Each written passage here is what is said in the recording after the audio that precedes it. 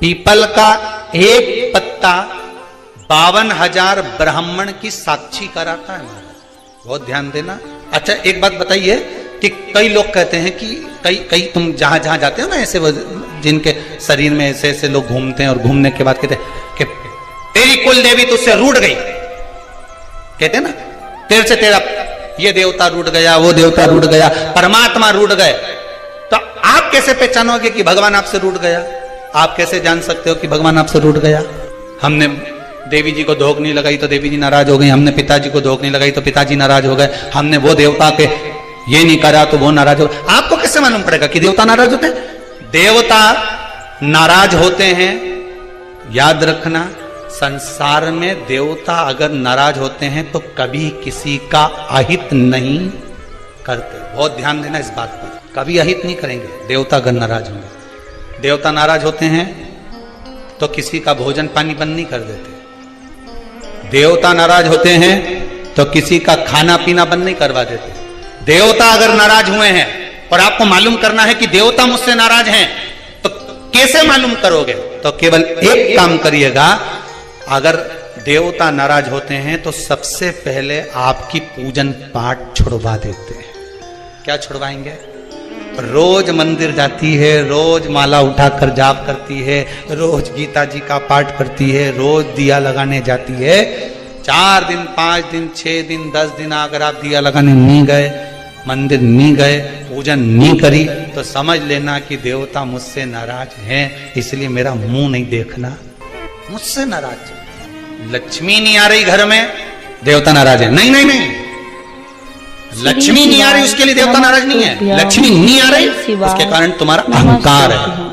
भगवान ने जब दिया था उसको सत्कर्म में नहीं लगाया था। एक बात इससे पहले वाली कथा में कही थी, शरीर चले और तुम्हारे याद है तुम लोगों को?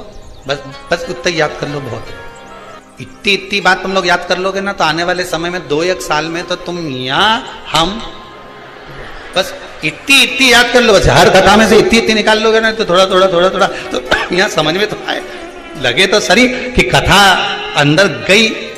तो एक बार पहले कथा में, इससे पिछले वाली में की थी, 7 से पहले वाले में, कि तुम्हारे घर में चले और तुम्हारा शरीर चले, तब तक सारा दान पुण्य भजन तीरथ सब कर लो। और क्योंकि तुम्हारी घर में चलेगी तभी तुम दान कर सकोगे, सत्कर्म कर सकोगे, भजन कर सकोगे, शरीर सही होगा तो तीरथ कर सकोगे। अब शरीर ही साथ नहीं दे और घर में तुम्हारी नहीं चले तो कोई तीरथ होए कि दान होए? कैसे भजन करे? कुछ नहीं करना, पीपल का एक पत्ता, उस पत्ते पर थोड़ा सा चावल, पूर्णिमा की रात्रि को अपने हाथ में लेकर, अपने नयनों से लगाकर, शरीर पर से स्वयं उतारकर उसको दरवाजे के पास रख दीजिए। पूर्णिमा की रात्रि को पूर्ण होने पर उस चावल को दूसरे दिन सूंघ कर बहते हुए पानी में डाल दीजिए। महाराज कितने भी रोग से ग्रसित हो गए, पीपल का एक पत्ता 52,000 ब्राह्मण की साक्षी कराता है महाराज। बहुत ध्यान देना, पीपल के वृक्ष में स्वयं नारायण का, मेरे कृष्ण का वास है। स्वयं भगवान गीता के अंतर्गत कहते हैं कि मैं पीपल का वृक्ष हूं।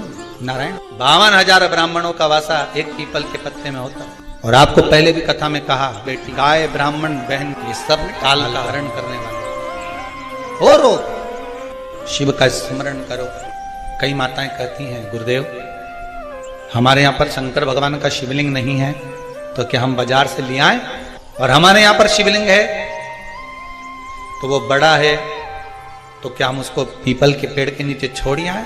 शिवलिंग है तो पूजन करो, नहीं है तो भगवान का जब स्नान कराओ, ठाकुर जी का कराओ, देवी जी का कराओ, जो तुम्हारे घर में भगवान है उनका जब पूजन कराओ, तो पूजन कराने के बाद में जब उनका स्नान कराओ, स्नान कराते समय थोड़ा सा भाव यही प्रकट कर लेना कि हम शंकर विश्वनाथ को महान